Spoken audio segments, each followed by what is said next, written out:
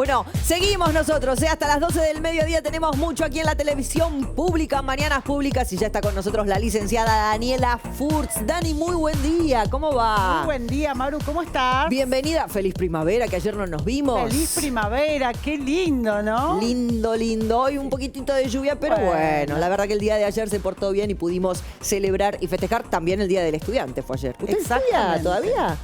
Yo estudio muchísimo. Sigue estudiando muchísimo. Sí, bueno, entonces claro. también feliz Día del Estudiante, licenciada Daniela Furtz, que hoy nos viene a hablar de un tema muy interesante. Atención ahí en casa, hablamos de bullying y de ciberbullying. Dani.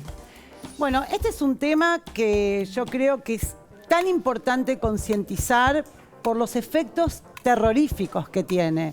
El bullying, digamos, para definirlo básicamente, sería como el acoso de una o dos personas a otro o a otra. Un acoso social, emocional, físico, puede ser cibernético, en donde la víctima no tiene manera de defenderse. Y esto se traduce en síntomas de angustia, de depresión. En general, cuando se habla de bullying, se habla del colegio, pero también se puede extender a otras edades.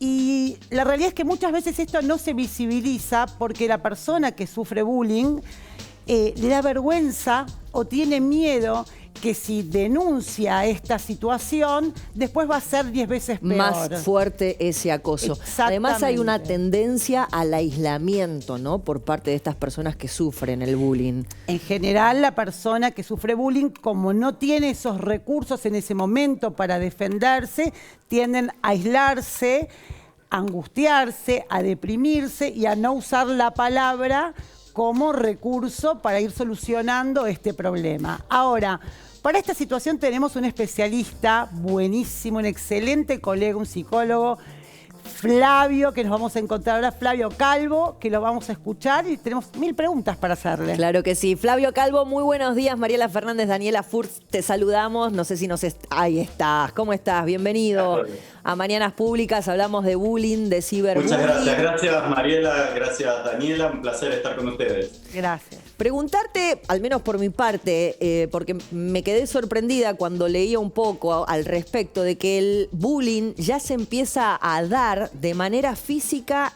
en el jardín de infantes. Me sorprendió esto. Sí, desde edades muy tempranas. De hecho, es mucho más normal que cuando los chicos son más chicos se dé el bullying de manera más física, y a medida que se van desarrollando en la adolescencia se da mucho más el bullying a través de la palabra o la intimidación psicológica de alguna manera, ¿no? De acuerdo a la edad, al desarrollo que van teniendo, se va desarrollando un tipo de bullying de acuerdo a las características propias de esa edad, ¿no? En jardín de infantes, cuando todavía la palabra no está tan desarrollada, es mucho más normal el bullying de tipo físico. A ver, yo pensaba ir al hueso, ¿no? De esta situación. A mí lo que me pasa en el consultorio, yo siempre digo que cuando la gente adulta se acuerda de situaciones de su infancia, hay algunas que dicen, de esto no me acuerdo mucho, esto sí. Del bullying no se olvida a nadie, porque el sufrimiento y las marcas son muy grandes. Si tuvieras que, a grandes rasgos, poder decirnos qué pistas pueden tener los padres o la gente que está alrededor de una persona que está sufriendo bullying para ir detectando que esto está sucediendo. Bien, algo que es importante es que cuando un chico sufre de bullying dentro del colegio, empieza a tener ese miedo, esa sensación de no querer ir al colegio.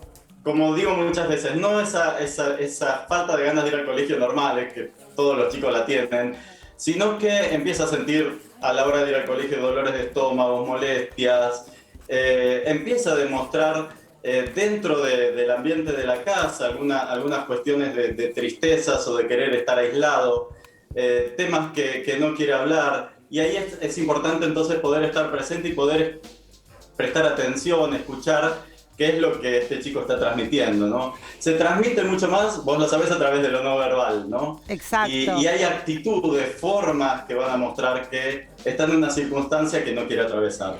Y ahora, una vez que detectamos esta situación, ¿qué crees que es lo aconsejable?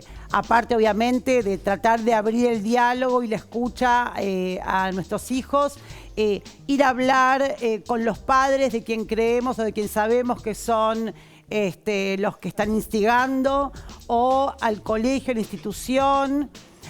Porque yo pensaba algo, ¿no? Se sabe que hay algo que es muy interesante, que es un trabajo que se puede hacer y que es fundamental, que son con los observadores, que también son parte, ¿no?, del fenómeno, porque yo digo, chicos que no hacen nada, en algún momento lo que pierden es la empatía y terminan siendo cómplices de esta situación. Entonces digo, creo que a nivel institucional, el trabajo con todos para poder concientizar y poder denunciar y hacer algo, ¿no?, cuando un chico está sufriendo.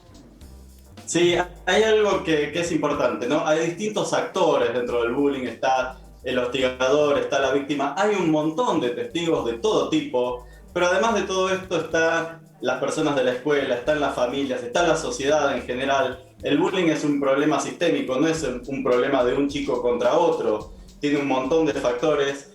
Y hay algo importante en lo que vos decías antes, Daniela, la persona que sufre de bullying guarda silencio, no se va a animar a decir lo que está pasando. Entonces, poder trabajar con los testigos es súper importante. De hecho, los trabajos más importantes que se han hecho sobre bullying y sobre ciberbullying tienen que ver justamente con esto de trabajar con los testigos, el método Kiva y algunos otros, porque los testigos por ahí tienen más posibilidad de hablar, de abrir el diálogo, de decir lo que está pasando y de abrir este diálogo al colegio, a las autoridades, a las familias, porque no se encuentran en ese rol de ser quienes están sufriendo. Igual, como decía antes, hay distintos tipos de testigos, ¿no? Sí, hay testigos que se van a ver más involucrados, con miedo, porque saben que si el que está sufriendo de bullying deja de ser la víctima, por ahí la próxima víctima son ellos. Exactamente. Eso te iba a preguntar, Flavio, porque generalmente lo que pasa, ¿no?, cuando el padre o la madre se entera de que su hijo está sufriendo bullying, en muchas ocasiones los cambian de colegio. Y quizá no es la solución, porque el que provoca y el que genera bullying sigue en esa institución y va a cambiar la víctima, pero va a seguir ejecutando. Exactamente. Cuando se cambia un chico de colegio no se soluciona el problema. El bullying sigue estando presente y de hecho muchas veces hasta se replica. Porque quien es victimario sigue siendo victimario, ¿no? El hostigador sigue hostigando, busca una nueva víctima.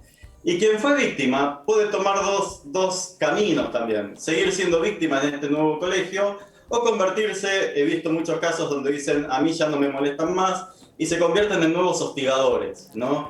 Y el bullying se replica. La solución no pasa por cambiar un chico de colegio. Exacto. Hay que buscar una solución mucho más sistémica, ¿no? Mucho más que involucre a todos los actores. Más integral. Y Flavio, una última pregunta para terminar que me parece importante. ¿Qué sería entonces el ciberbullying? Para los que nos están viendo, que más o menos sabemos, pero tal vez haya algunas puntas esenciales que nos puedas tirar.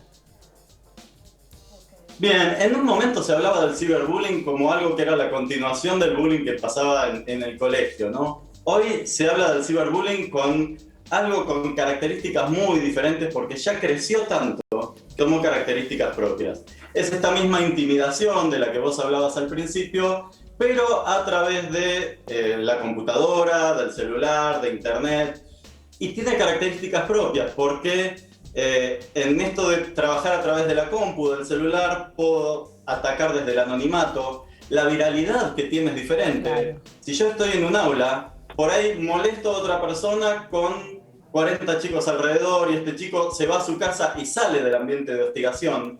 Mientras que si yo subo una foto a internet, se puede viralizar y pueden ser millones las que la vean y no hay lugar donde yo como víctima pueda esconderme, ¿no? Y la falta de feedback.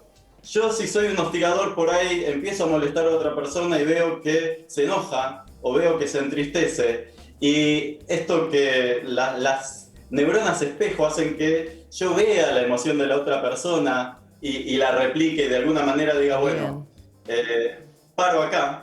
Mientras que en el ciberbullying yo puedo molestar a alguien y no sé cuál es su reacción. Claro. Entonces puedo seguir molestando y molestando y molestando continuamente, claro, sin ver qué es lo que está sucediendo, ¿no? Bien. Las características del ciberbullying son muy particulares.